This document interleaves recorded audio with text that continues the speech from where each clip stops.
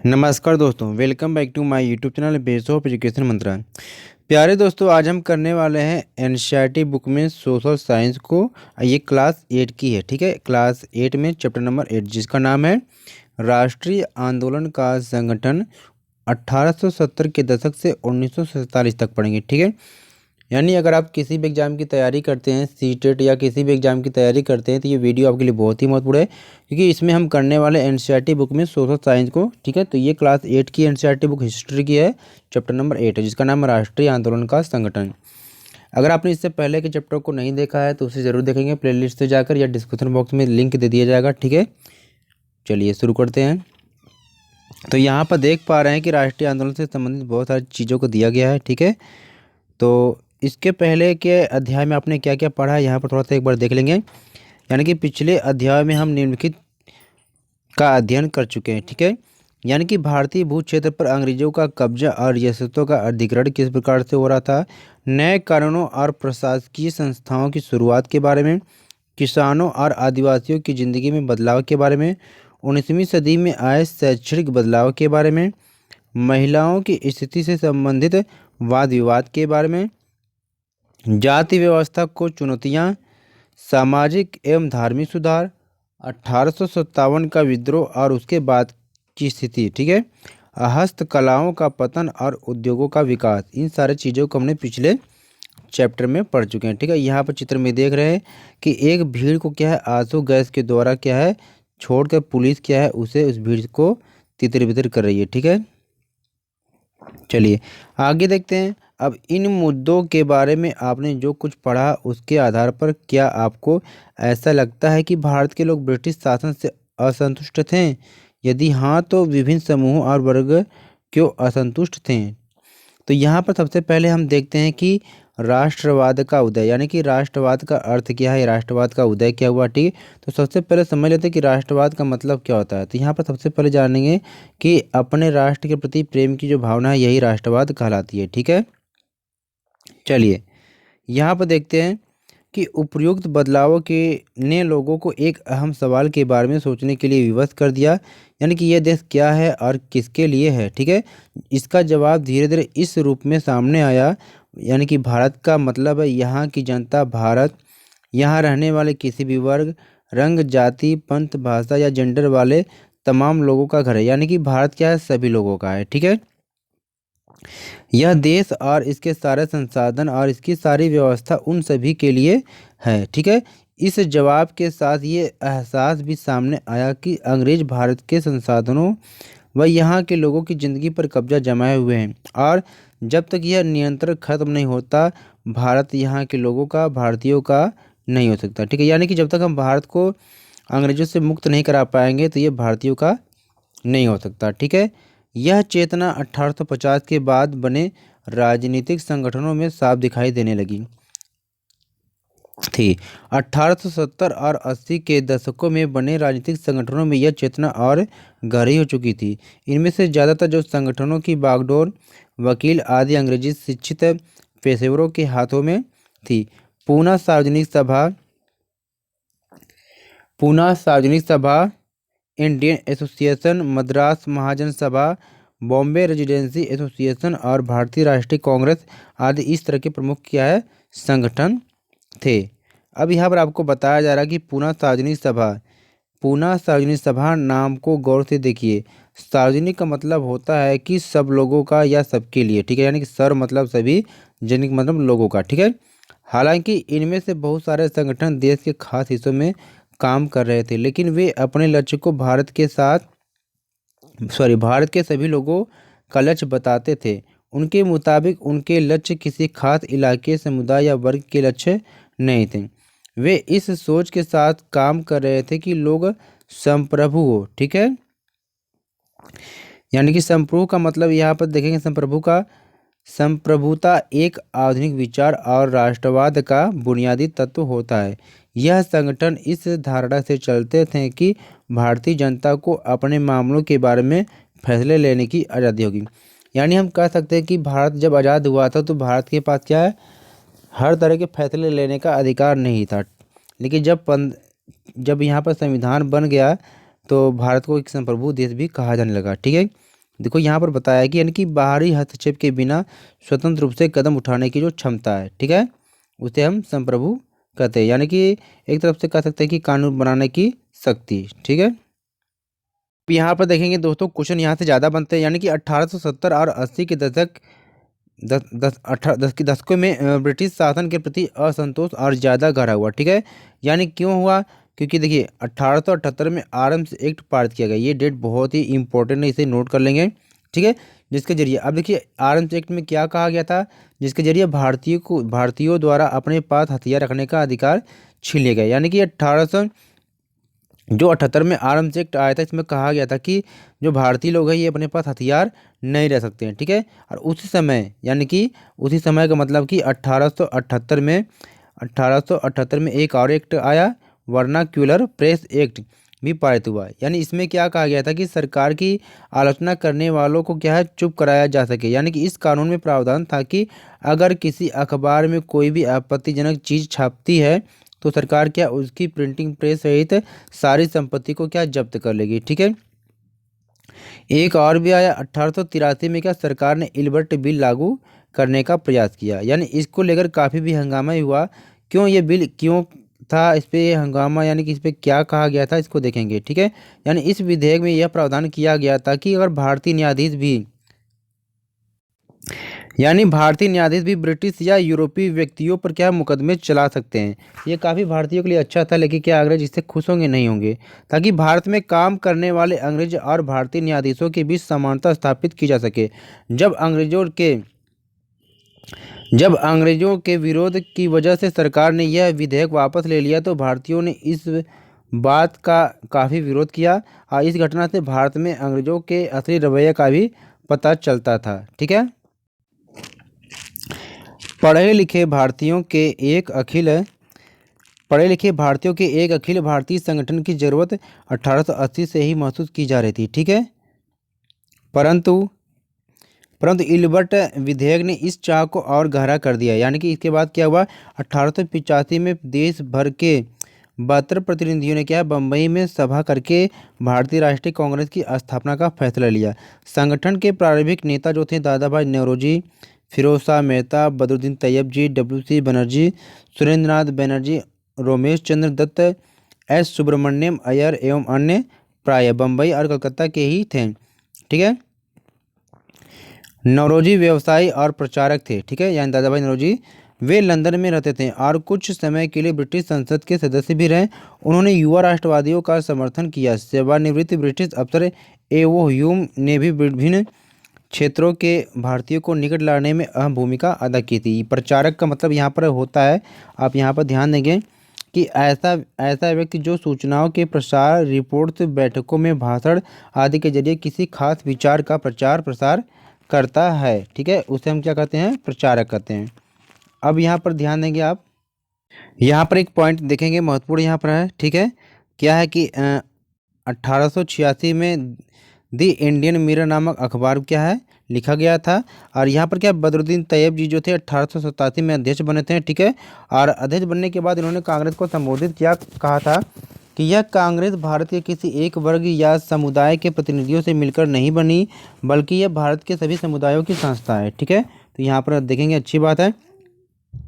ये दादा भाई नौरोजी थे और इनकी एक पुस्तक है, क्या है कि poverty and un British rule in India. ठीक है, तो ये भी एग्जाम में अक्सर पूछा जाता है, तो इसको भी आप जानते रहेंगे। ठीक है, अब आगे देखिए कि उभरता हुआ राष्ट्र, यानी अक्सर कहा जाता है कि अपने पहले 20 सालों में कांग्रेस अपने उद्देश्य और तरीकों के लिहाज से क्या है मध्यमार्गी पार्टी थी। इस दौरान कांग्रेस ने सरकार और शासन में भारतीयों को और ज़्यादा जगह दिए जाने के लिए आवाज़ उठाई। कांग्रेस का आग्रह था कि विधान परिषदों में भारतीयों को ज़्यादा जगह दी जाए, परिषदों को ज़्यादा अधिकार दिए जाएं और जिन प्रांतों में परिषदें नहीं हैं वहां उनका गठन किया जाए।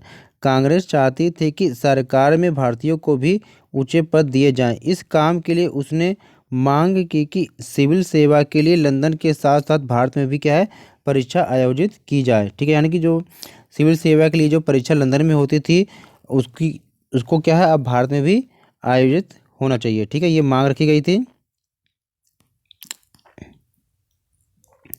अब यहाँ पर देखेंगे कि शासन व्यवस्था के भारतीयकरण की मांग नस्लवाद के खिलाफ चल रहे आंदोलन का एक हिस्सा थी, क्योंकि तब तक ज़्यादातर महत्वपूर्ण नौकरियों पर क्या है गोरे अफसरों का ही कब्जा था। अंग्रेज आमतौर पर यह मानकर चलते थे कि भारतीयों को जिम्मेदारी भरे पद नहीं दिया जा सकते, क्योंकि अंग्रेज अफसर अपने भारी भरकम वेतन का एक बड़ा हिस्सा ब्रिटेन भेज देते थे। इसलिए लोगों को उम्मीद थी कि भारतीयकरण से यहाँ की जो धन संपत्ति भी कुछ हद तक भारत में रुकने लगेगी। बिल्कुल सही है, ठीक है। भारतीयों की मांग थी कि न्यायपालिका को कार्यपालिका से अलग किया जाए, आर्म्स एक्ट को क्या है निरस्त किया जाए और अभिव्यक्ति व बोलने की स्वतंत्रता भी दी जाए। तो निरस्त का मतलब ये होता है कि भाई किसी कानून को समाप्त करना, किसी कानून की वैधता अधिकृत रूप से क्या है समाप्त कर देना, ठीक है। तो प्लीज़ वीडियो को लाइक शेयर और चैनल को सब्सक्राइब जरूर कर लेंगे जिन्होंने नहीं किया, ठीक है, जिससे कोई वीडियो अपलोड की जाए आपकी क्लास से संबंधित आपको आसानी से मिल सके, ठीक है। चलिए आगे देखते हैं। शुरुआती सालों में कांग्रेस ने कई आर्थिक मुद्दे भी उठाए। उसका कहना था कि भारत में ब्रिटिश शासन की वजह से ही गरीबी और अकाल पड़ रहे हैं। बढ़ते लगान के कारण काश्तकार और जमींदार विपन्न हो गए थे और अनाज के भारी निर्यात की वजह से खाद्य पदार्थों का अभाव पैदा हो गया था। कांग्रेस की मांग थी कि लगान कम किया जाए, फौजी खर्चों में कटौती की जाए और सिंचाई के लिए ज़्यादा अनुदान दिए जाएं। उसने नमक कर, विदेशों में भारतीय मजदूरों के साथ होने वाले बर्ताव तथा भारतीयों के कामों में दखल अंदाजी करने वाले वन जो शासन की वजह से वनवासियों की बढ़ती मुसीबतों के बारे में बहुत सारे प्रस्ताव भी पारित किए। इसे पता चला है कि पढ़े लिखे संपन्न वर्ग की संस्था होते हुए भी कांग्रेस केवल पेशेवर समूहों, जमींदारों और उद्योगपतियों के हक में ही नहीं बोल रही थी, ठीक है। अब यहाँ पर देखें कि मध्यमार्गी जो नेता थे जनता को ब्रिटिश शासन के अन्यायपूर्ण चरित्र से अवगत कराना चाहते थे। उन्होंने अखबार निकाले, लेख लिखे और यह साबित करने का प्रयास किया कि ब्रिटिश शासन देश को आर्थिक तबाही की ओर ले जा रहा है। उन्होंने अपने भाषण में ब्रिटिश शासन की निंदा की और जनमत निर्माण के लिए निर्देश के विभिन्न भागों में अपने प्रतिनिधि भेजे।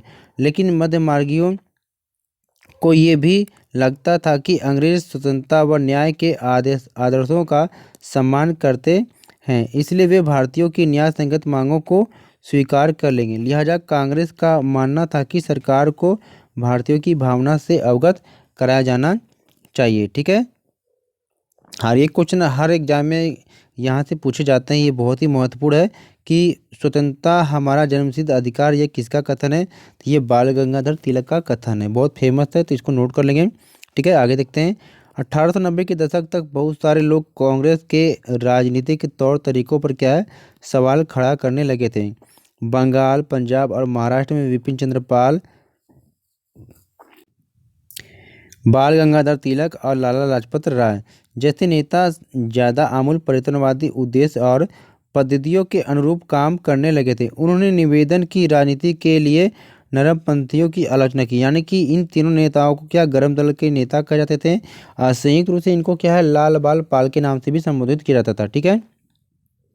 और इनका मानना था कि आत्मनिर्भरता तथा रचनात्मक कामों के महत्व पर ही जोर दिया जाए। उनका कहना था कि लोगों को सरकार के नेक इरादों पर नहीं बल्कि अपनी ताकत पर भरोसा करना चाहिए, यानी कि ये लोग क्या चाहते थे कि सरकार को उसी के यानी कि अंग्रेजों को उन्हीं की भाषा में जवाब देना चाहिए, ठीक है। लोगों को स्वराज के लिए लड़ना चाहिए। तिलक ने भी नारा दिया था कि स्वतंत्रता मेरा जन्मसिद्ध अधिकार है और मैं इसे लेकर आऊँगा, बहुत फेमस है। फिर आगे देखेंगे कि 1905 में वायसराय कर्जन ने बंगाल का विभाजन कर दिया। उस वक्त बंगाल ब्रिटिश भारत का सबसे बड़ा प्रांत था, ठीक है। बिहार और उड़ीसा के कुछ भाग भी उस समय बंगाल का हिस्सा थे। अंग्रेजों का कहना था कि प्रशासकीय सुविधा को ध्यान में रखते हुए बंगाल का बंटवारा करना जरूरी था, परंतु इस प्रशासकीय सुविधा का मतलब क्या था, ठीक है। इससे किसको सुविधा मिलने वाली थी? जाहिर है कि इसका ताल्लुक अंग्रेज अफसरों और व्यापारियों के फायदे से था। लेकिन सरकार ने गैर बंगाली इलाकों को अलग करने की बजाय पूर्वी बंगाल को अलग करके असम में मिला दिया। पूर्वी बंगाल को अलग करने के पीछे अंग्रेजों का मुख्य उद्देश्य यह रहा होगा कि बंगाली राजनेताओं के प्रभाव पर अंकुश लगाया जाए और बंगाली जनता को बांट दिया जाए, यानी बंगाल की जनता को। बंगाल के विभाजन से देश भर में गुस्से की लहर फैल गई। मध्यमार्गी और आमूल परिवर्तनवादी कांग्रेस के सभी धड़ों ने इसका विरोध किया। विशाल जनसभाओं का आयोजन किया गया और जुलूस निकाले गए। जन प्रतिरोध के नए नए रास्ते ढूंढे गए। इससे जो संघर्ष उपजा उसे स्वदेशी आंदोलन के नाम से जाना जाता है। यह आंदोलन बंगाल में सबसे ताकतवर था, परंतु अन्य इलाकों में भी क्या ये इसकी भारी क्या है अनुगुज सुनाई दी। उदाहरण के लिए आंध्र के डेल्टा इलाकों में इसे वंदे मातरम आंदोलन के नाम से जाना जाता है। देखिए, ये भी पूछा जाता है आपसे, ठीक है। स्वदेशी आंदोलन ने ब्रिटिश शासन का विरोध किया और स्वयं सहायता, स्वदेशी उद्यमों, राष्ट्रीय शिक्षा और भारतीय भाषा के उपयोग को बढ़ावा दिया। स्वराज के लिए आमूल परिवर्तनवादी ने जनता को लामबंद करने और ब्रिटिश संस्थानों व वस्तुओं के बहिष्कार पर जोर दिया। कुछ लोग ब्रिटिश शासन को उखाड़ फेंकने के लिए क्रांतिकारी हिंसा के समर्थक थे। 20वीं शताब्दी के प्रारंभिक दशकों में कई दूसरी महत्वपूर्ण घटनाएं भी घटी। 1906 में मुसलमान जमींदारों और नवाबों के एक समूह ने ढाका में ऑल इंडिया मुस्लिम लीग का गठन किया, यानी कि 1906 में मुस्लिम लीग के संगठन का गठन हुआ। लीग ने बंगाल विभाजन का समर्थन किया। लीग की मांग थी कि मुसलमानों के लिए अलग निर्वाचिका की व्यवस्था की जाए। 1909 में सरकार ने यह मांग मान ली। अब परिषदों में कुछ सीटें मुसलमान उम्मीदवारों के लिए आरक्षित कर दी गई, जिन्हें मुस्लिम मतदाताओं द्वारा ही चुनकर भेजा जाना था। इससे राजनेताओं में अपने धार्मिक समुदाय के लोगों को अपना राजनीतिक समर्थक बनाने का लालच पैदा हो गया। अब यहाँ पर देखेंगे 1907 में कांग्रेस क्या टूट गई, यानी कांग्रेस का विभाजन हो गया, ठीक है। मध्यमार्गी धड़ा बहिष्कार की राजनीति के विरुद्ध था। इन लोगों का मानना था कि इसके लिए बल प्रयोग की आवश्यकता होती है, जो कि सही नहीं है। संगठन टूटने के बाद कांग्रेस पर मध्यमार्गी का दबदबा बन गया, जबकि तिलक के अनुयायी बाहर से काम कर रहे थे। दिसंबर 1915 में दोनों खेमों में एक बार फिर एकता स्थापित हुई। अगले साल कांग्रेस और मुस्लिम लीग के बीच ऐतिहासिक लखनऊ समझौता पर दस्तखत हुए और दोनों संगठनों ने देश में प्रातिनिधिक सरकार के गठन के लिए मिलकर काम करने का फैसला लिया है। यानी यहाँ पर हमने देखा कि यहाँ पे ध्यान देंगे कि जो तिलक का जो अखबार था, केसरी था, वो पूछा था कि किस भाषा में था। ये जो अखबार था मराठी भाषा में, ठीक है। यहाँ पर देखेंगे लाला लाजपत राय जी जो थे, ये क्या है, आर्य समाज के भी एक सदस्य थे, ठीक है। यहाँ पर दिया है कि क्रांतिकारी हिंसा का मतलब क्या था, बस समाज में आमूल बदलाव लाने के लिए हिंसा का उपयोग करना, ठीक है। परिषद का मतलब प्रशासकीय सलाहकारी या प्रातिनिधिक दायित्वों को निभाने वाली मनोनीत या निर्वाचित संस्था। अब यहाँ पर देखेंगे जन राष्ट्रवाद का उदय कैसे हुआ था। 1919 के बाद अंग्रेजों के खिलाफ चल रहा संघर्ष धीरे धीरे एक जन आंदोलन में तब्दील होने लगा। किसान, आदिवासी, विद्यार्थी और महिलाएं बड़ी संख्या में इस आंदोलन से जुड़ते गए। कई बार औद्योगिक मजदूरों ने भी आंदोलन में योगदान दिया। 20 के दशक से कुछ खास व्यावसायिक समूह भी कांग्रेस को सक्रिय समर्थन देने लगे। ऐसा क्यों हुआ था, ठीक है, तो इसको देखते हैं। यानी पहले विश्व युद्ध ने भारत की आर्थिक और राजनीतिक स्थिति बदल दी थी। इस युद्ध की वजह से ब्रिटिश सरकार यानी कि भारत सरकार के रक्षा व्यय में भी काफ़ी इजाफा हुआ। इस खर्चे को निकालने के लिए सरकार ने निजी आय और व्यावसायिक मुनाफे पर कर बढ़ा दिया था। सैनिक व्यय में इजाफे तथा युद्धक आपूर्ति की वजह से जरूरी कीमतों की चीज़ों में भारी उछाल आया और आम लोगों की ज़िंदगी मुश्किल होती गई। दूसरी ओर व्यवसाय की समूह युद्ध से बेहिसाब मुनाफा कमा रहे थे, जैसा कि आप अध्याय 6 में देख चुके हैं। इस युद्ध में औद्योगिक वस्तुओं यानी कि जूट के बोरे, कपड़े, पटरियाँ की मांग बढ़ा दी और अन्य देशों से भारत आने वाले आयात में भी कमी ला दी थी। इस तरह युद्ध के दौरान भारतीय उद्योगों का विस्तार हुआ और भारतीय व्यावसायिक समूह विकास के लिए और अधिक अवसरों की मांग करने लगे। अब आगे देखिए, युद्ध ने अंग्रेजों को अपनी सेना बढ़ाने के लिए विवश किया। एक विदेशी युद्ध की खातिर गांवों में सिपाहियों की भर्ती के लिए दबाव डाला जाने लगा। बहुत सारे सिपाहियों को दूसरे देशों में युद्ध के मोर्चों पर क्या है भेज दिया गया। इनमें से बहुत सारे सिपाही युद्ध के बाद यह समझदारी लेकर लौटे कि साम्राज्यवादी शक्तियां एशिया और अफ्रीका के लोगों का किस तरह शोषण कर रही हैं। ठीक है, फलस्वरूप ये लोग भी भारत में औपनिवेशिक शासन का विरोध करने लगे। युद्ध ने अंग्रेजों को अपनी सेना बढ़ाने के लिए विवश किया। एक विदेशी युद्ध की खातिर गांव में सिपाहियों की भर्ती के लिए दबाव डाला जाने लगा। ठीक है, बहुत सारे सिपाहियों को दूसरे देशों में युद्ध के मोर्चों पर भेज दिया गया, यानी कि बहुत सारे लोगों को क्या है दूसरे देशों के जो युद्ध हो रहा था उस मोर्चे पर भेज दिया जाता था। ठीक है, और इनमें से बहुत सारे सिपाही क्या युद्ध के बाद यह समझदारी लेकर लौटे कि साम्राज्यवादी शक्तियां एशिया और अफ्रीका के लोगों का किस तरह शोषण कर रही हैं। फलस्वरूप ये लोग भी भारत में औपनिवेशिक शासन का विरोध करने लगे। औपनिवेशिक का मतलब होता है कि जिस तरह से अंग्रेज भारत पर कब्जा किए हुए थे। ठीक है, इसके अलावा 1917 में रूस की क्रांति हुई। इस घटना के चलते किसानों और मजदूरों के संघर्षों का समाचार तथा समाजवादी विचार बड़े पैमाने पर फैलने लगे थे, जिससे भारतीय राष्ट्रवादियों को नई क्या है प्रेरणा मिलने लगी। ठीक है, अब यहाँ पर एक बहुत ही महत्वपूर्ण पॉइंट यहाँ पर देखेंगे, यानी कि नटाल कांग्रेस की जो संस्थापक डरबन दक्षिण अफ्रीका 1895 में, यानी 1895 में अन्य भारतीयों के साथ महात्मा गांधी ने नस्ली भेदभाव का विरोध करने के लिए नटाल कांग्रेस का गठन किया था। देखिए, नटाल कांग्रेस का गठन किसने किया था आपसे पूछा था, तो ये महात्मा गांधी जी ने दक्षिण अफ्रीका में किया था। ठीक है, तो इस क्षेत्र में आप देख सकते हैं गांधी जी को। ठीक है, तो अब यहाँ पर हम पढ़ते हैं महात्मा गांधी जी का आगमन, यानी कि महात्मा गांधी जी दक्षिण अफ्रीका से क्या है 1915 में आए थे। ठीक है, इन्हीं हालात में महात्मा गांधी जी एक क्या है जन नेता के रूप में सामने उभर कर आए। ठीक है, गांधी जी 46 वर्ष की उम्र में 1915 में दक्षिण अफ्रीका से भारत लौटे थे।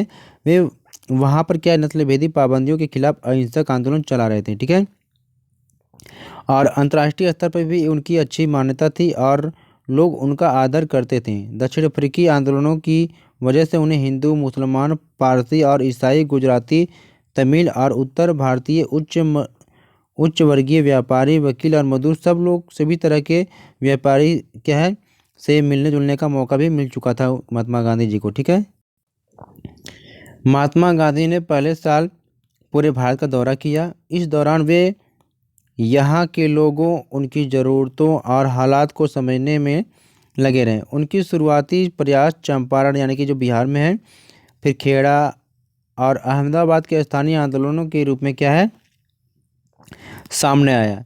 इन आंदोलनों के माध्यम से उनका राजेंद्र प्रसाद और वल्लभ भाई पटेल से परिचय हुआ। 1918 में अहमदाबाद में उन्होंने मिल मजदूरों की हड़ताल का समर्थन सफलतापूर्वक नेतृत्व किया। आइए अब 1919 से 1922 के बीच के जो आंदोलन थे उनको देखते हैं। ठीक है, तो पहला यहाँ पर रॉलेट एक्ट आता है, यानी कि इसको काला कानून भी कहते हैं, यानी किसी भी व्यक्ति को संदेह की दृष्टि से गिरफ्तार कर लिया जाता था और 2 साल तक उसको रिहा नहीं करते थे। ठीक है, 1919 में गांधी जी ने अंग्रेजों द्वारा हाल ही में पारित किए गए रॉलेट एक्ट यानी कानून के खिलाफ सत्याग्रह का आह्वान किया। यह कानून अभिव्यक्ति की स्वतंत्रता जैसे मूलभूत अधिकारों पर अंकुश लगाने और पुलिस को और ज़्यादा अधिकार देने के लिए लागू किया गया था। महात्मा गांधी, मोहम्मद अली जिन्ना तथा मोहम्मद अली जिन्ना तथा अन्य नेताओं का मानना था कि सरकार के पास लोगों की बुनियादी स्वतंत्रताओं पर अंकुश लगाने का कोई अधिकार नहीं है। उन्होंने इस कानून को शैतान की करतूत और निरंकुशवादी बताया। गांधी जी ने लोगों से आह्वान किया कि इस कानून का विरोध करने के लिए 6 अप्रैल 1919 को अहिंसक विरोध दिवस के रूप में, अपमान व याचना दिवस के रूप में मनाया जाए और हड़तालें की जाए। आंदोलन शुरू करने के लिए सत्याग्रह सभाओं का गठन किया गया। अब यहाँ पर चित्र में आप देख पा रहे होंगे कि किस तरह से जलियांवाला बाग हत्याकांड पर लोगों को जब गोलियां चलाई गई थी, तो यहाँ पर लोगों को क्या है गोलियों के निशान को दिखा रहे हैं। ठीक है, यहाँ पर देख रहे होंगे आप। ठीक है, आगे देखेंगे, रॉलेट सत्याग्रह ब्रिटिश सरकार के खिलाफ पहला अखिल भारतीय संघर्ष था। हालांकि यह मोटे तौर पर शहरों तक ही सीमित था। अप्रैल 1919 में पूरे देश में जगह जगह जुलूस निकाले गए और हड़तालों का आयोजन किया गया। सरकार ने इन आंदोलनों को कुचलने के लिए दमनकारी रास्ता अपनाया। बैसाखी यानी कि 13 अप्रैल के दिन अमृतसर में जनरल डायर द्वारा जलियांवाला बाग में किया गया हत्याकांड इसी दमन का क्या हिस्सा था। यानी इन जनसंहार पर रविंद्रनाथ टैगोर ने अपनी पीड़ा और गुस्सा जताते हुए नाइटहुड की उपाधि वापस लौटा दी। यानी आपसे पूछा जा सकता है कि रविंद्रनाथ टैगोर ने नाइटहुड की उपाधि कब वापस किया, तो ये जलियांवाला बाग हत्याकांड के समय पे क्या है, टैगोर ने अपनी नाइटहुड की उपाधि क्या वापस कर दी थी। ठीक है, अब ये नाइटहुड का मतलब यहाँ पर देखेंगे कि ब्रिटिश राजा या रानी की तरफ से किसी व्यक्ति की अप्रतिम व्यक्तिगत सफलताओं या जन सेवा के लिए दी जाने वाली उपाधि थी। ठीक है, रॉलेट सत्याग्रह के दौरान लोगों ने ब्रिटिश शासन के खिलाफ हिंदुओं और मुसलमानों के बीच गहरी एकता बनाए रखने के लिए प्रयास भी किया। ठीक है,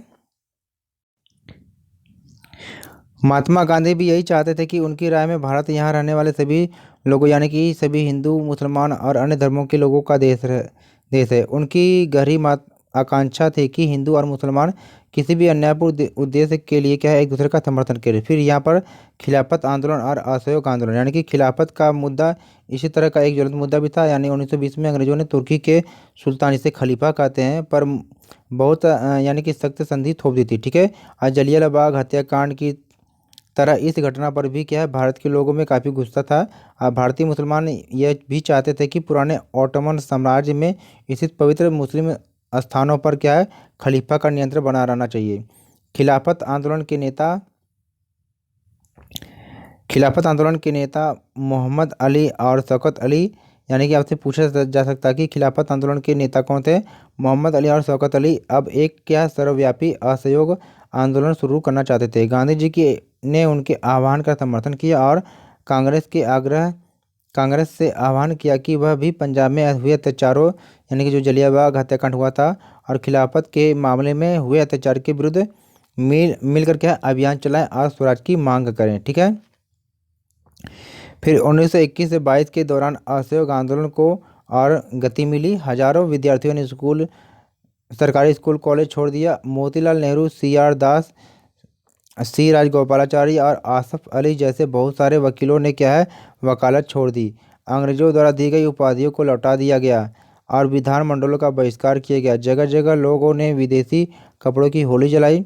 1920 से 22 के बीच विदेशी कपड़ों के आयात में भारी गिरावट आई, परंतु यह तो आने वाले तूफान की सिर्फ एक झलक थी। देश के ज़्यादातर हिस्से एक भारी विद्रोह के मुहाने पर खड़े थे। अब आगे देखते हैं यहाँ पर। ठीक है, लोगों की पहलकदमी। कई जगहों पर लोगों ने ब्रिटिश शासन का अहिंसक विरोध किया, लेकिन कई स्थानों पर विभिन्न वर्गों और समूहों ने गांधी जी के आह्वान के अपने हिसाब से क्या है, अर्थ निकाले और इस तरह के रास्ते अपनाए जो गांधी जी के विचारों से मेल नहीं खाते थे। सभी जगह लोगों ने अपने आंदोलनों को स्थानीय मुद्दों के साथ जोड़कर आगे बढ़ाया। आइए ऐसे कुछ उदाहरण पर भी विचार करते हैं। ठीक है, अब यहाँ पर क्या है, खेड़ा गुजरात में पाटीदार किसानों ने अंग्रेजों द्वारा थोपे गए भारी लगान के खिलाफ अहिंसक अभियान चलाया। तटीय आंध्र प्रदेश और तमिलनाडु के भीतरी भागों में शराब की दुकानों की क्या घेराबंदी की गई। आंध्र प्रदेश के गुंटूर जिले में आदिवासी और गरीब किसानों ने बहुत सारे वन सत्याग्रह किए। इन सत्याग्रहों में कई बार वे चराई शुल्क अदा किए बिना ही भी अपने जानवरों को जंगल में छोड़ देते थे। उनका विरोध इसलिए था क्योंकि औपनिवेशिक सरकार ने वन संसाधनों पर उनके अधिकारों को बहुत सीमित कर दिया था। ठीक है, और घेराबंदी का मतलब यहाँ पर होता है कि भाई लोगों को किसी भी इमारत या दुकान में जो जाने से रोकने के लिए जो किए जाने वाला विरोध प्रदर्शन, यानी कि लोगों को किसी इमारत या दुकान में जाने से रोकने के लिए किया जाने वाला प्रदर्शन ही क्या है, घेराबंदी कहलाता है। ठीक है, अब यहाँ पर देखेंगे कि उन्हें यकीन था कि गांधी जी उन पर लगे कर कम करा देंगे और वन कानूनों को क्या खत्म करा देंगे। बहुत सारे वन गांवों में किसानों ने स्वराज का ऐलान कर दिया क्योंकि उन्हें उम्मीद थी कि गांधी राज जल्द ही स्थापित होने वाला है। सिंध यानी कि मौजूदा पाकिस्तान में मुस्लिम व्यापारी और किसान खिलाफत के आह्वान पर उत्साहित थे। बंगाल में भी खिलाफत असहयोग के गठबंधन ने जबरदस्त सांप्रदायिक एकता को जन्म दिया और राष्ट्रीय आंदोलन को एक नई ताकत प्रदान की। पंजाब में सिखों ने अकाली आंदोलन पंजाब में सिखों के अकाली आंदोलन ने अंग्रेजों की सहायता से गुरुद्वारों में जमे बैठे भ्रष्ट महंतों को हटाने के लिए आंदोलन चलाया। यह आंदोलन असहयोग आंदोलन से काफ़ी घनिष्ठ रूप से जुड़ा हुआ दिखाई देता था। असम में गांधी महाराज की जय के नारे लगाते हुए चाय बागान मजदूरों ने अपनी तनख्वाह में इजाफे की मांग शुरू कर दी। उन्होंने अंग्रेजी स्वामित्व वाले बागानों की नौकरी छोड़ दी।